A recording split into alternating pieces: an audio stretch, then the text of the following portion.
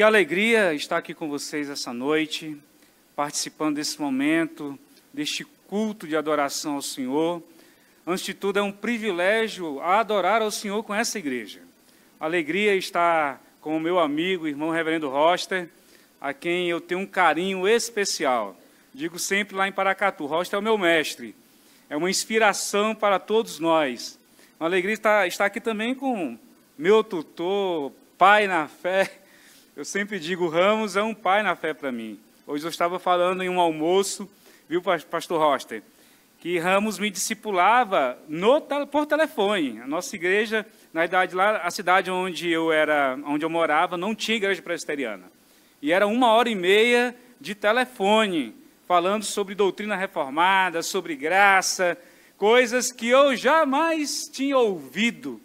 E quando eu conheci, me apaixonei por tudo aquilo que o Senhor, por meio do seu servo, falou. E o reino de Deus é um reino de irmãos, de amigos, né? A gente vai conhecendo pessoas. Estou desde sexta-feira com o pastor Israel ali de Palmas, né? Partilhando esse momento com alegria. Alegria em conhecer o pastor Camargo. Estou em Paracatu, escuto muito falar sobre esse servo de Deus. Alegria com o reverendo Paulo, servo de Deus, instrutor, mestre. Irmãos, uma alegria estar com vocês. Uma alegria imensa. E eu louvo ao nome de Jesus pelo tempo que iremos passar juntos essa noite. A honra, a glória, o louvor seja dado a Ele eternamente. Amém. Como disse o reverendo Roster, nós estivemos esse final de semana no congresso da APECOM, sobre evangelização e discipulado.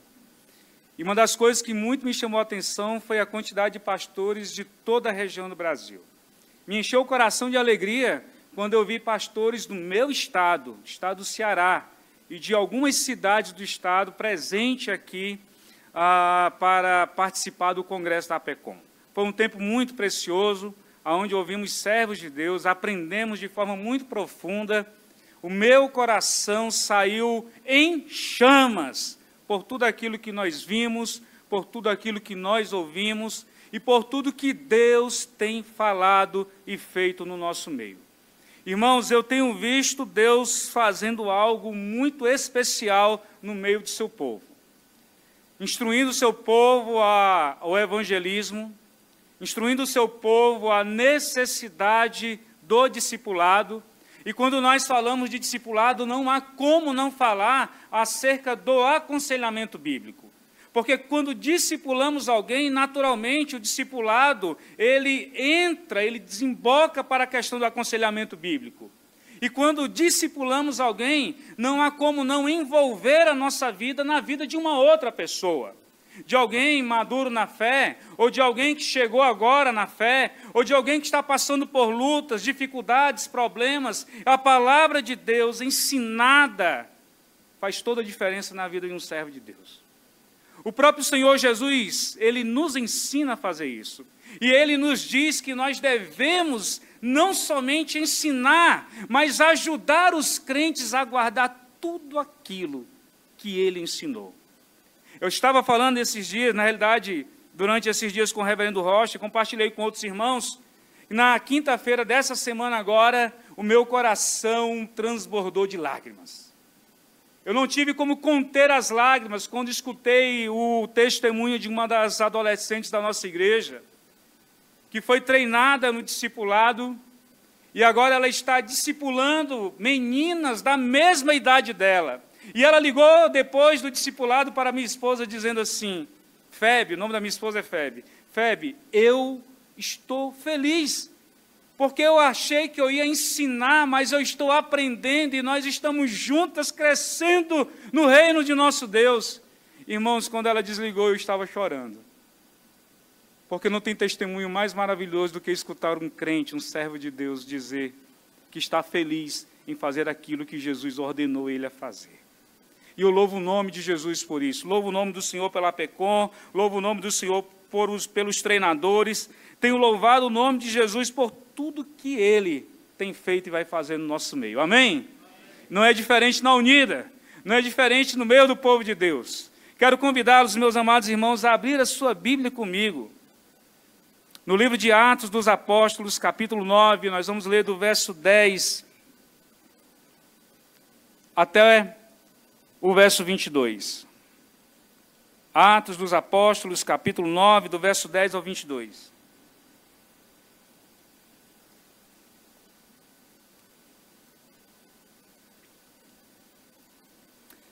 Nós vamos fazer uma leitura alternada. Eu leio um verso, os irmãos o seguinte. Havia em Damasco um discípulo chamado Ananias. O Senhor lhe apareceu numa visão e lhe disse: Ananias! Ao que ele respondeu: Eis-me aqui, Senhor. A igreja...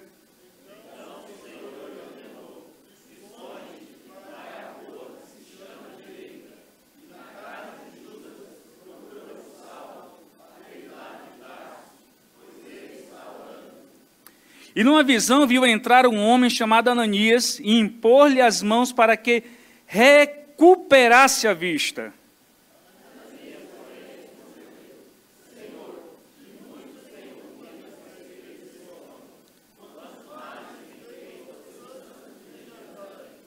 E aqui em Damasco ele tem a autorização dos principais sacerdotes para prender todos os que invocam o teu nome.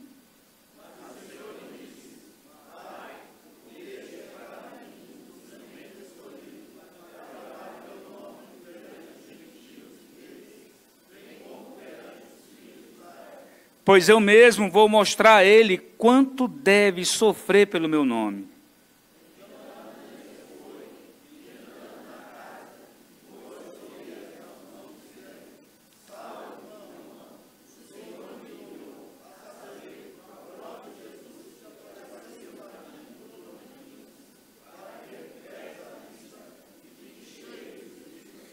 Imediatamente caíram dos olhos de Saulo umas coisas parecidas com escamas, e ele voltou a ver.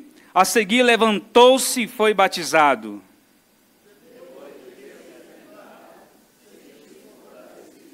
Saulo, e logo nas sinagogas proclamava Jesus, afirmando que ele é o Filho de Deus.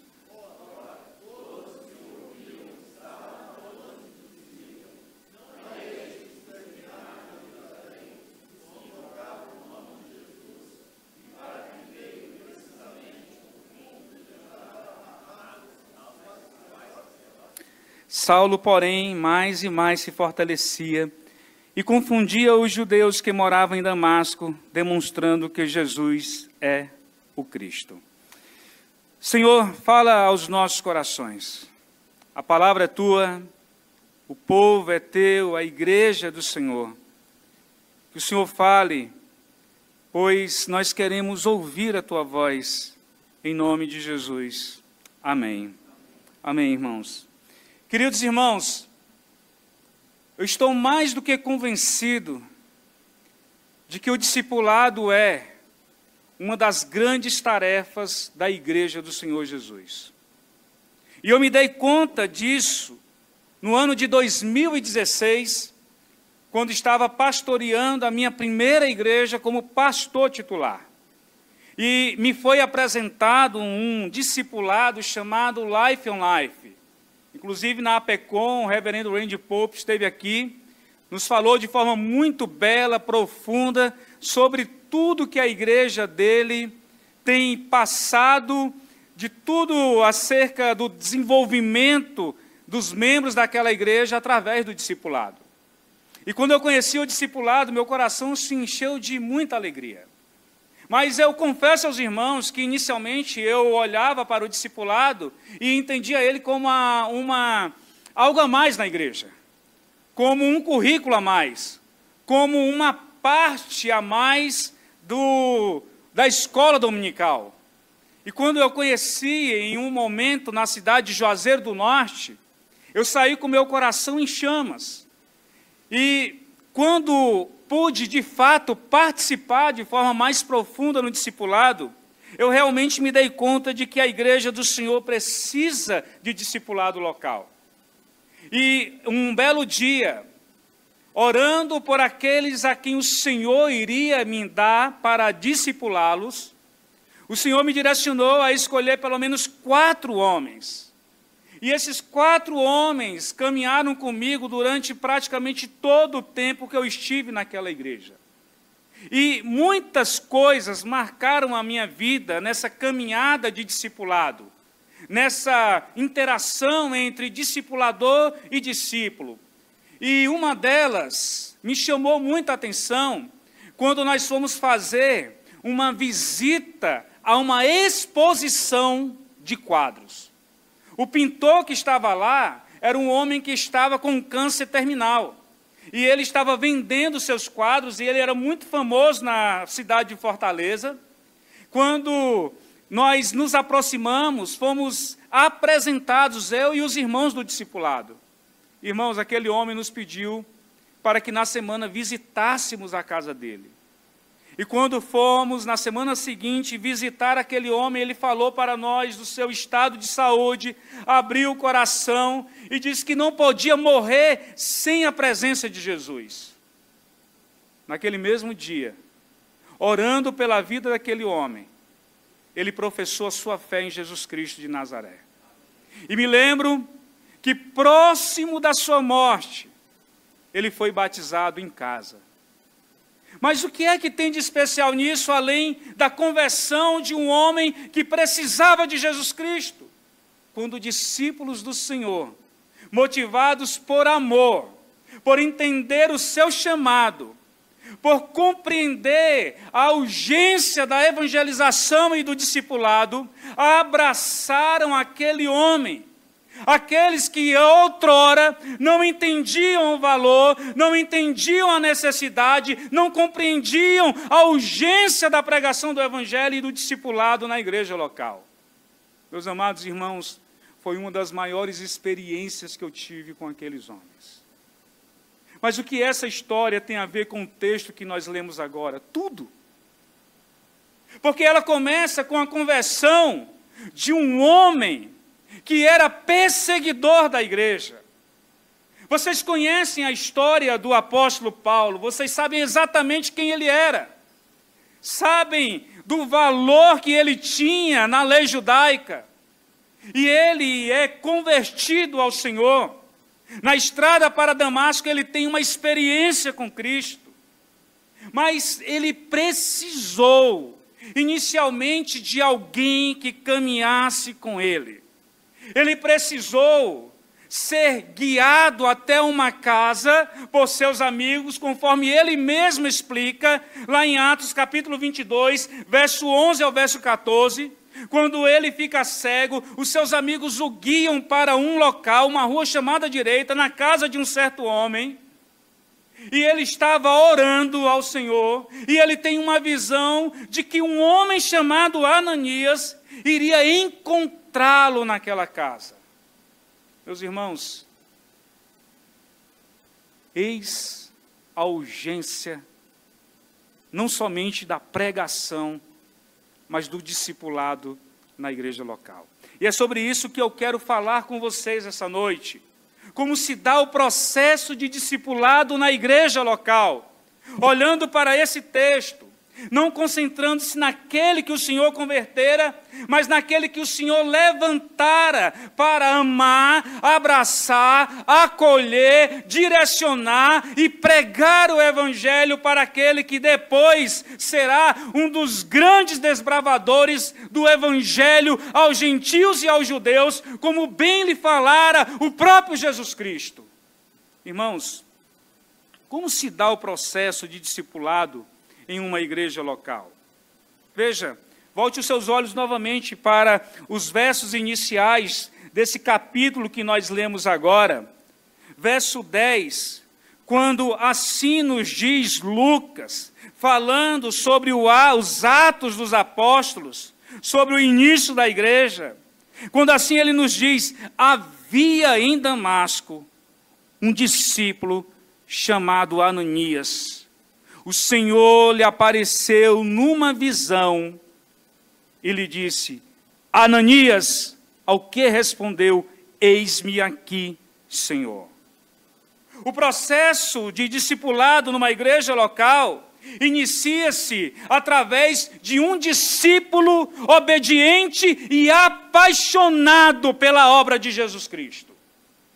Não há como iniciar um processo de discipulado se nós não temos discípulos que amam, se nós não temos discípulos que ouvem, se nós não temos pessoas que entendem o valor de abraçar e de acolher um servo que o Senhor trouxe para perto, para dentro da igreja do Senhor. Veja a expressão inicial do texto. Ela diz assim: havia em Damasco um discípulo. Irmãos, eu não sei se você compreende a profundidade inicial dessa expressão que Lucas nos diz. Ele poderia simplesmente dizer: havia em Damasco um homem chamado Ananias.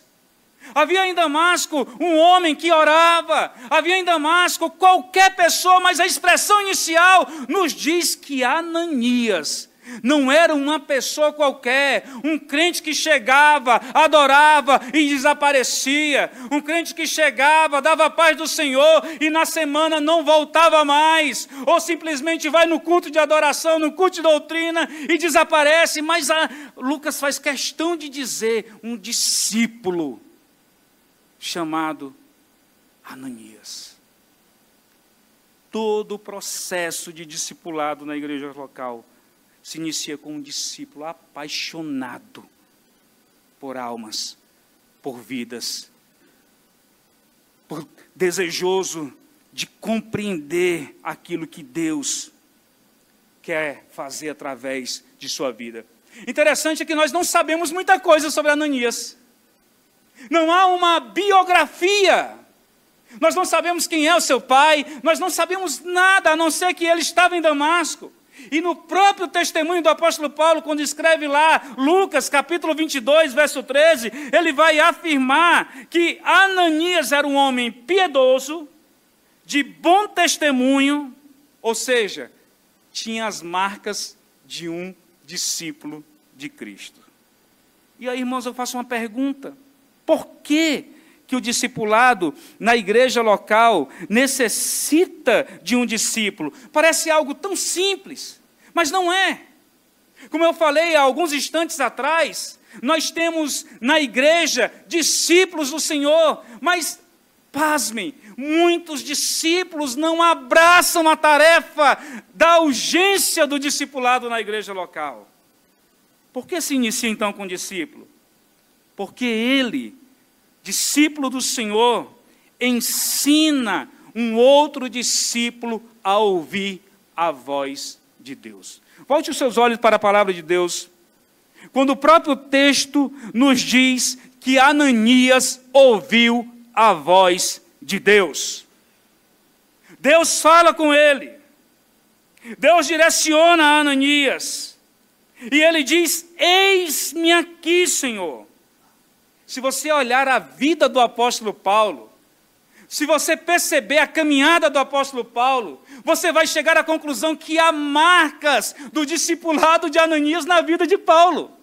Por exemplo, 1 Coríntios capítulo 9, verso 16, Paulo vai dizer assim: ai de mim, se eu não pregar o quê?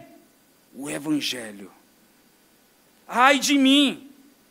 Ele não somente ouviu a voz de Deus, ele não somente compreendeu o chamado de Deus, ele não somente entendeu a urgência da evangelização, como ele, marcado pelo discipulado de Ananias, disse: eis-me aqui, Senhor. E você sabe o resto da história. Você sabe quem é Paulo. Você sabe das cartas, você conhece as cartas que ele envia para os seus filhos na fé. Com certeza você já leu 1 Coríntios, 2 Coríntios. Com certeza você já chorou lendo Paulo, quando ele diz assim: eu estou disposto a não somente pregar o evangelho, mas dar a própria vida por amor de vocês. Irmãos, não se aprende isso com teologia somente. Não se aprende isso com a pós-modernidade, se aprende isso através das marcas de alguém que deu a sua vida para marcar marcar profundamente a vida de outra pessoa. É isso que ele faz. Um discípulo maduro, um discípulo que ama, ensina outro a ouvir a voz de Deus, porque ele compreende a voz de Deus. Ensina outro a ajudar. Na realidade, ele ajuda a outra pessoa no desenvolvimento da obra. E não somente isso. Porque ele, discípulo do Senhor, ensina a outro discípulo a discernir a vontade de Deus. Irmãos, volte os seus olhos mais uma vez aqui para a palavra de Deus. Porque quando Deus fala com Ananias, ele vai naturalmente dizer assim: Senhor, o Senhor sabe para quem o Senhor está me enviando? Não é qualquer homem. Não é um homem lá da Galileia, um simples pescador. A tarefa que tu estás me dando, Senhor, ela é árdua. Ele trouxe cartas para prender, para matar. O Senhor quer que eu vá mesmo? Ananias contesta. E é natural, muitas vezes nós, como discípulos, irmãos, nós vamos contestar com Deus. Nós vamos dizer: Senhor, é isso mesmo. O Senhor quer que eu vá para Cracolândia. O Senhor quer que eu vá falar a pessoas perigosas. O Senhor quer que eu pregue para essa pessoa. Senhor, o Senhor tem certeza que é eu? E Deus fala para Ananias: vai. E ele compreende não somente o chamado, ele compreende a direção de Deus, o chamado de Deus. Irmão, todo discípulo, que abraça a missão, a urgência do discipulado, ele compreende a voz do Senhor. E ele ajuda um outro discípulo a discernir a vontade de Deus para a sua vida. Veja, irmãos, quando você olha para Paulo, você vai ver assim, discernimento de Paulo nas direções que Deus lhe dá. Nós estávamos prontos para ir, mas o Espírito Santo do Senhor disse não. Há momentos em nossa vida que o Espírito Santo está dizendo assim: não vá, não faz, não entra nessa barca. E a gente faz o quê? Entra. Nós precisamos de quê, pastor Camargo? De um discípulo maduro dizendo assim: meu irmão, eu vou lhe ajudar a discernir a voz de Deus, a discernir o direcionamento de Deus, a discernir a vontade de Deus para a sua vida. Então percebe, irmãos, que o discipulado na igreja local começa com o discípulo exatamente por causa dessas verdades que eu falei para você agora. A igreja do Senhor Jesus precisa de Ananias. Precisa de homens e mulheres que nesse contexto inicial do discipulado doem a sua vida para que outros discípulos do Senhor cresçam na igreja local. Por que o discipulado na igreja local começa com discípulo?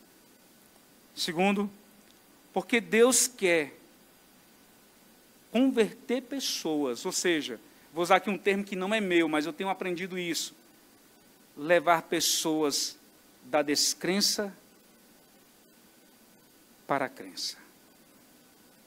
Através do evangelismo e através do discipulado.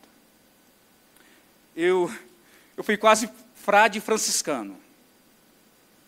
Eu fugi de casa para um mosteiro que tem numa cidade do estado do Ceará. E um belo dia, motivado pela história de um dos santos da igreja romana, eu decidi assim: vou ser franciscano. E cheguei para minha mãe, eu disse: olha, a senhora não é mais minha mãe agora é Maria. Botou a mão no peito, caiu para trás: que é isso? Olhei para o meu pai: o senhor não é mais o meu pai agora é Francisco. E ele ficou aterrorizado, olhando para mim assim com a cara de mal. Eu peguei todas as minhas roupas e levei para uma favela, distribuí tudo, fiquei sem nada. E querendo imitar a história de Francisco de Assis, eu comecei a andar com os cachorros da cidade. Eu ia para a missa e sentava com o irmão Doguinho. E um belo dia, fugindo de casa, desmanquei para um convento. E lá no convento, eu entendi que ali não era o meu chamado. Entrei numa crise espiritual profunda. Questionamentos profundos, complexos. Porque tudo que eu vi lá dentro contrariou a minha jovem fé, o meu pequeno e raso entendimento sobre Deus. Fui embora, da mesma forma que eu fugi de casa para o mosteiro, eu fugi do mosteiro para casa. Não dei conta para ninguém, não disse que ia embora, não falei com os frades da vocação, simplesmente fui. Chegando em casa, numa depressão terrível, desbanquei para o alcoolismo. E um belo dia, a minha mãe chega com o resultado de uns exames, e ela chorando, e ninguém entendia o que é que aconteceu, o que é que foi, o que é que aconteceu. O médico me deu 3 meses de vida. Eu vou morrer. E ela foi para um exame, quando voltou, passou na porta de uma igreja. E alguém olhou e percebeu que ela estava chorando. Uma irmã chamou e disse: vamos orar. E ela disse: vamos. E a senhora está chorando por quê? Porque o médico disse que eu tenho 3 meses de vida. Ela: não, vamos orar agora. E levaram ela para dentro da igreja. E oraram por ela. Clamaram a Deus pela vida dela. Intercederam ao Senhor. E já fazem mais de 23 anos que mamãe está viva. E aí um dia, ela olha para mim e diz assim: eu quero um presente de aniversário seu, meu filho. Eu disse: qual, mamãe? Você vai para a igreja. Eu disse: vou não. Nem perigo. Eu estou aqui tomando um negocinho, mas ainda pertence à minha festa, eu estou em crise. Ela disse: me dê esse presente. Vamos fazer um acordo. Eu assisto o culto da janela pelo lado de fora. Está certo. Tudo bem. Começou o culto, eu do lado de fora, e começou a cantar um hino, pensando bem, só a presença de Jesus na minha vida justifica tanta coisa sem saída, é a realidade que eu não posso me afastar. E eu comecei a cair lágrimas dos olhos, e eu querendo esconder, e de repente o pregador olha para mim e diz assim: ai, você, eu digo, você, vem cá. Eu disse: não, vem cá. Quando eu olhei, eu estava de joelhos, entregando a minha vida ao Senhor. Mas os 3 primeiros meses da minha vida, uma mulher, junto com o esposo, me abraçou, me levava dentro da casa dela. Orava por mim, evangelizava, pregava, me discipulou. Quando eu entrava na crise, eles estavam comigo. Irmãos, Deus quer levantar Ananias para pregar o evangelho, para levar pessoas da descrença para a crença. Deus começou o trabalho na vida de Paulo. É sempre ele que começa. Nós cremos porque o Espírito Santo convence o nosso coração. Nós abraçamos a fé não é porque nós somos bons, porque na realidade nós somos do contrário, ruim. Abraçamos porque o Espírito Santo ultrapassou a resistência, nos chamou, como disse o salmista lá no Salmo de número 40, versículo 2 e versículo 3, firmou os meus passos em uma rocha, e colocou em meus lábios um novo cântico, um hino de louvor ao nosso Deus. Irmãos, Ananias sabia exatamente quem era Paulo. Ele diz assim: Senhor, ele tem cartas. O próprio Paulo dá a sua biografia lá em Gálatas, capítulo 1, verso 13 e verso 14. Diz ele lá: vocês conhecem a minha conduta outrora quando estava no judaísmo. Eu era um homem violento, ou um perseguidor violento. E não somente isso, eu procurava destruir a igreja de Deus. Eu era o melhor no judaísmo, o mais zeloso de todos. Deus convence esse homem. Deus começa a trabalhar na vida desse homem.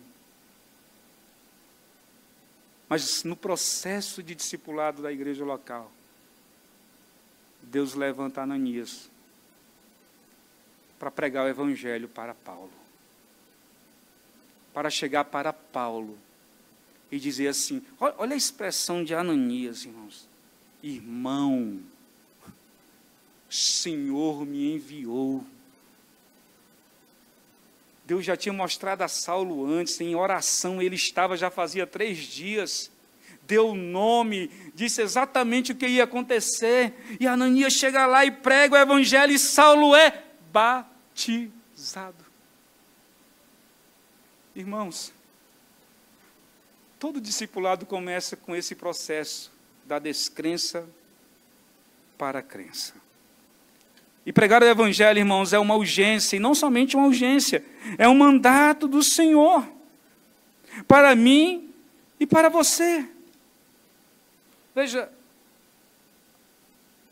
Ananias ora por ele, evangeliza, acolhe, fortalece. É a classe de catecúmenos mais rápida de um perseguidor cruel da igreja. Porque depois que ele está fortalecido, ele é batizado. Irmão Paulo agora é um crente, um servo de Deus. Irmãos, eu estava em Fortaleza, praticamente no meu último ano na igreja presbiteriana Cenáculo, e eu sempre gosto de falar disso que eu vou falar para vocês agora. Eu fui procurado por uma irmã da igreja, e ela disse assim, pastor, o meu cunhado está muito mal no hospital. O médico disse que ele não tem tanto tempo de vida. O senhor pode visitá-lo? E sabe assim, irmãos, eu amo ir em hospital. É uma das coisas que eu me realizo, principalmente em UTI. Eu gosto, sabe, de estar com as pessoas doentes e orar com elas e por elas. E eu disse, irmã, eu vou com todo carinho. E quando eu cheguei naquele hospital, eu não compreendia que era tão grave. E o homem, ele não estava conseguindo falar. E eu disse, meu irmão, você crê que Jesus morreu na cruz para te salvar? Se você está entendendo o que eu estou falando e você quer receber esse Jesus, faz um sinal assim com a cabeça e ele, quero. Orei por ele, no outro dia ele morreu. Eu fiquei depois preocupado, Senhor, será que a família não vai achar que foi minha oração que matou ele? Né? Eu oro num dia, no outro dia o rapaz morre, né? E aí eu fiquei assim, quando a notícia chegou, eu fiquei muito apreensivo. Eu disse, Senhor, que a família não pense isso, né? E aí no outro dia a cunhada ligou, pastor, a família quer que o senhor faça o ato fúnebre. Eu disse, amém. Eu fui fazer o ato fúnebre. Quando eu cheguei lá, eu acho que foi um dos ofícios fúnebres que eu mais chorei na minha vida. Eu sou muito chorão, aprendi com Ramos. Eu e Ramos, quando a gente sente a presença de Deus, estamos orando, falando sobre a graça, falando sobre Deus, falando sobre discipulado, abraçando. Irmão, não tem como não chorar.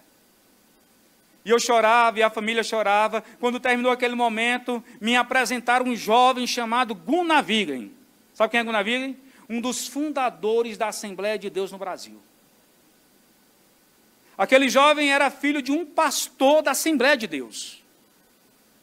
Estava desviado já fazia 10 anos. Nunca fora batizado, na realidade nem desviado estava, ele não era crente. E me apresentaram aquele jovem, e ele estava com um olhar muito triste, um rosto sisudo. E ele disse, pastor, o senhor aceita conversar comigo, tomar um café? Eu aceito. Uma semana depois, nos encontramos no shopping, conversamos, e eu disse, meu amigo, vamos nos encontrarmos pelo menos uma vez por semana. E assim foi feito. Irmãos, foi um dos jovens que eu mais amei em toda a minha vida de pastor. Discipulei, amei, abracei. E um dia ele chegou para mim e disse assim, pastor, eu quero ser batizado, está na hora. Eu disse, está na hora. Em julho eu batizo você, meu filho. E quando foi para batizá-lo, eu dei um estalo, pastor Roster. Menino é filho de um pastor. Eu disse, Gunnar, eu preciso conversar com seu pai é pastor, vai que ele quer batizar você. Eu acho que a alegria do pai pastor é batizar os filhos. Pelo menos foi a minha grande alegria. Irmãos, fui conversar com o pai desse menino. E eu disse para ele, olha, se o senhor quiser batizar o menino, por imersão, não tem problema. Depois o senhor manda a carta de transferência dele, não me importo. O importante é que a família está restaurada, a graça alcançou a sua casa, o Senhor ouviu a oração da sua esposa. E ela disse, pastor, eu chorava todo dia pela vida dele. Doía o meu coração quando eu vi o meu filho, que eu ensinei a caminhar na igreja, que eu levei para a escola dominical, ele aprendeu as musicazinhas lá da EBD, eu chorava quando eu via ele fumando, quando eu via bebendo, quando 3 horas da manhã ele não estava em casa. E eu disse, pastor, eis aí o teu filho. Filho, eis aí o teu pastor. O pai dele pediu a licença, irmãos, e foi uma das coisas que mais impactaram o meu coração. Pastor, como eu queria batizar ele por imersão. Mas Deus chamou ele para a igreja presbiteriana. Deus resgatou ele na igreja presbiteriana.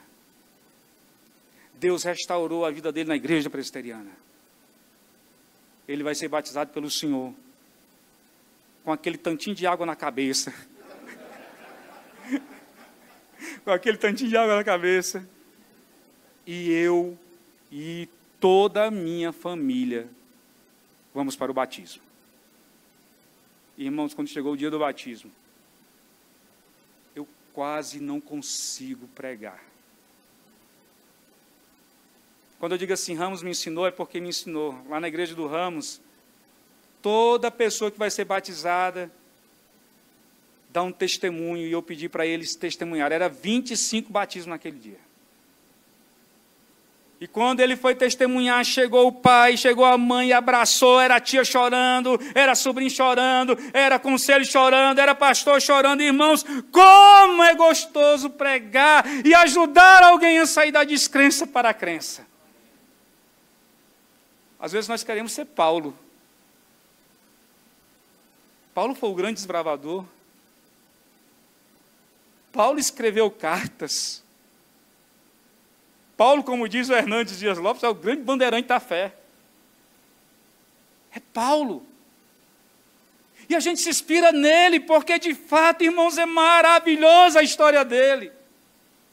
Mas eu aprendi recentemente algo com Spurgeon. Quando Spurgeon diz o seguinte: Pedro era 20 André, mas Deus precisou de um André para pregar e discipular um Pedro. Talvez Deus não chame você para ser Paulo, mas eu tenho certeza que todos nós somos Ananias, ajudando alguém a sair da descrença para a crença e abraçar inicialmente esses irmãos que precisam ouvir a voz do Senhor. Por último, irmãos, por que o discipulado na igreja local começa com o discípulo? Porque somente um discípulo é capaz de inserir um novo convertido ou uma pessoa que vem de outra comunidade na comunidade local. Deixa eu explicar para vocês. Somente um discípulo comprometido com a palavra, que ouve a voz de Deus, que entende a direção de Deus, que abraçou o chamado de Deus, que prega a palavra de Deus, que compreende o valor, não somente do evangelismo, mas do discipulado, somente uma pessoa assim é capaz de inserir um novo na fé, ou pessoa que vem de outra igreja na comunidade local. Veja, volte os seus olhos para a palavra de Deus. Vamos lá? Verso 19. Vamos todo mundo ler junto, assim, alto e bom som, o verso 19. Vamos lá? E depois...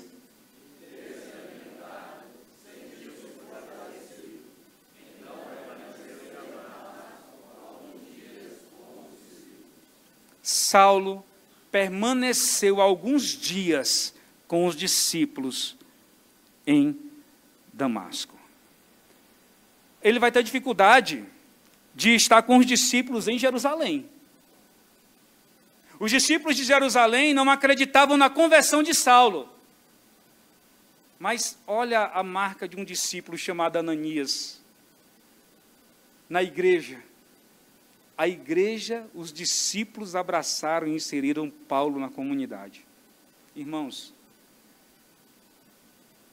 veja, é importante demais o discipulado na igreja local, porque quando abraçamos um novo na fé, uma pessoa que está chegando, essas pessoas elas não se sentem deslocadas na igreja.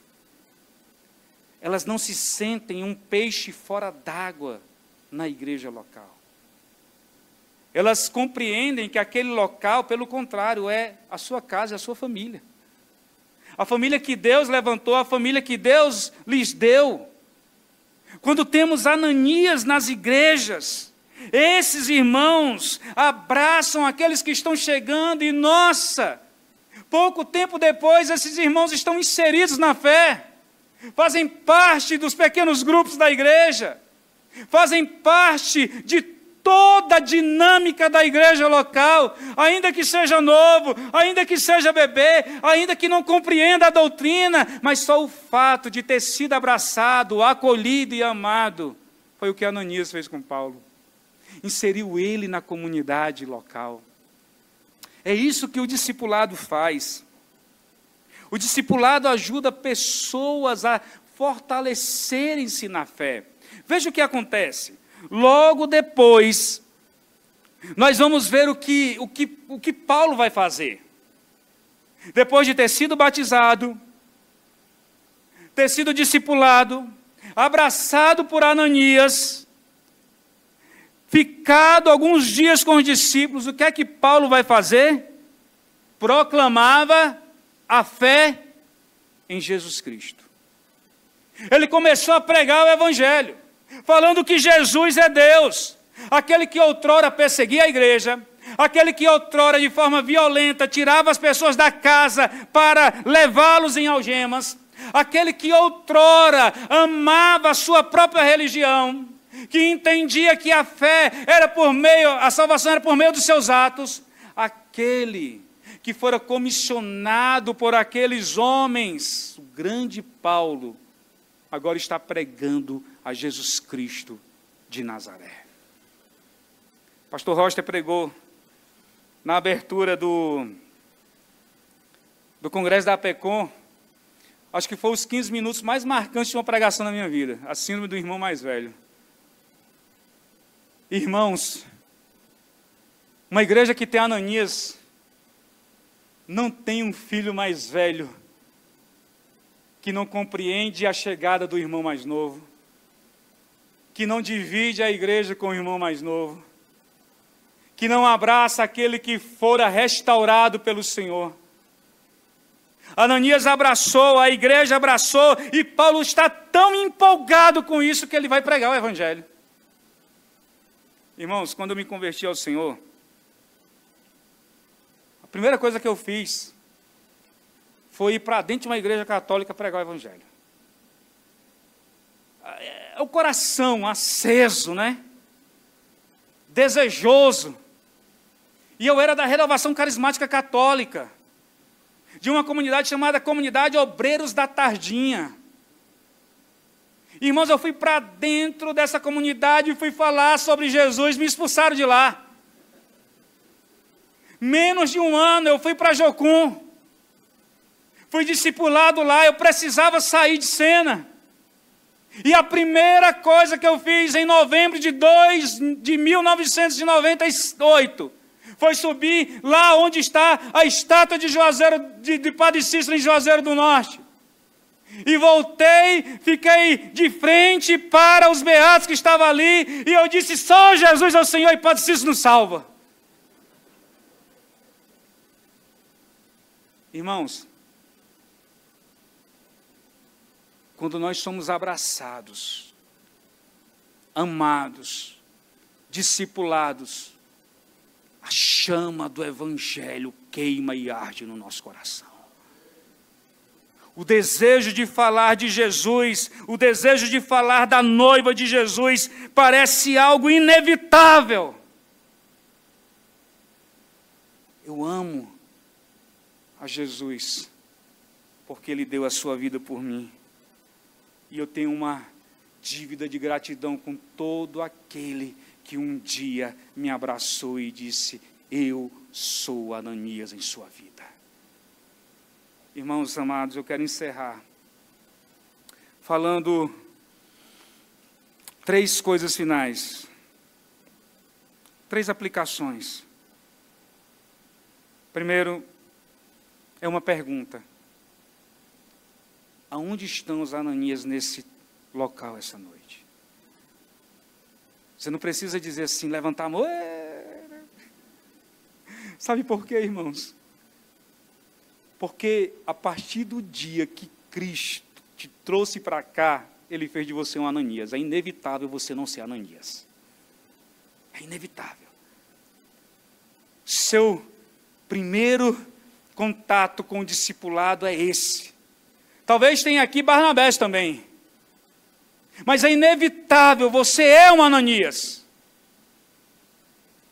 E aonde estão esses Ananias? É uma pergunta para lembrá-los acerca da urgência da pregação e do discipulado. É para lembrá-los que Deus já falou ao coração de vocês. É para lembrá-los que um dia Deus já sinalizou a vontade dEle para a sua vida. Quem sabe um dia no trabalho você olhou para alguém e sentiu um desejo enorme de pregar o Evangelho. Quem sabe um dia saindo lá na rua da casa onde você mora ou no prédio onde você está, a tua mente, o teu coração, os teus sentidos foram tomados por um desejo enorme de pregar para aquelas pessoas. É Deus lembrando a você que você é Ananias. E que Deus quer usar você para levar pessoas da descrença para a crença. A segunda aplicação que eu faço, irmãos, é que da mesma forma que o testemunho de Paulo impactou vidas, deixou pessoas desnorteadas, o texto diz que as pessoas ficaram sem entender o que estava acontecendo, porque aquele antes que dizia, Jesus não é o Senhor, está dizendo, Ele é o Filho de Deus, e você sabe que o pastor Rocha, com certeza, e os pastores da Unida já explicaram para vocês o impacto no ouvido de um judeu, quando ele ouviu assim, Jesus é o Filho de Deus. Irmãos, Deus quer usar o seu testemunho de Ananias, ou o seu testemunho de Paulo, porque um dia talvez você tenha sido Paulo, para impactar vidas, para converter pessoas. Há pessoas que precisam ouvir o seu testemunho, há pessoas que precisam ouvir como Deus resgatou você, como Deus, por sua graça preciosa, levantou você, ou quem sabe Deus quer usar o seu testemunho de discipulado na igreja local para despertar uma multidão de Ananias aqui. Por último, irmãos, é importante lembrar que toda vez que a igreja abraça, acolhe novos na fé, pessoas de outra comunidade, essas pessoas têm um amor em seu coração pelo Salvador de suas vidas, a saber, Jesus Cristo de Nazaré. Porque ela não vai simplesmente ouvir sobre o amor, ela vai experimentar o grande amor de Deus através da sua vida e da minha vida. Foi isso que Paulo experimentou. E ele amava a igreja do Senhor.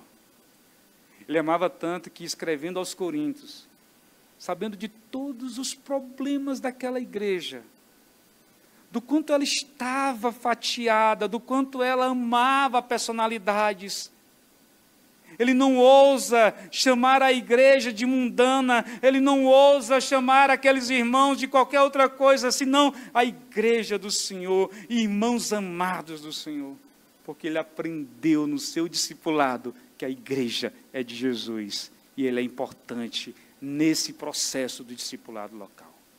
Irmãos, eu queria orar por você nesse momento. Vou pedir para você curvar aí mesmo onde você está a sua cabeça.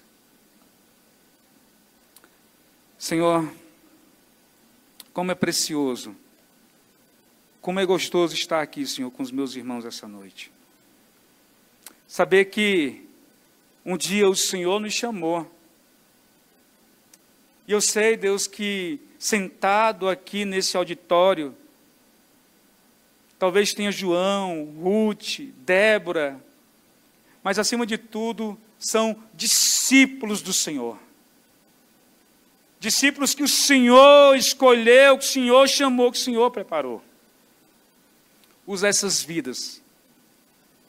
Levanta, Senhor, homens e mulheres com paixão ardente em seu coração pelo discipulado na igreja local. Discípulos do Senhor. Eu oro a Ti, nos méritos de Teu Filho Jesus Cristo, que vive e reina para todos sempre. Amém. Amém.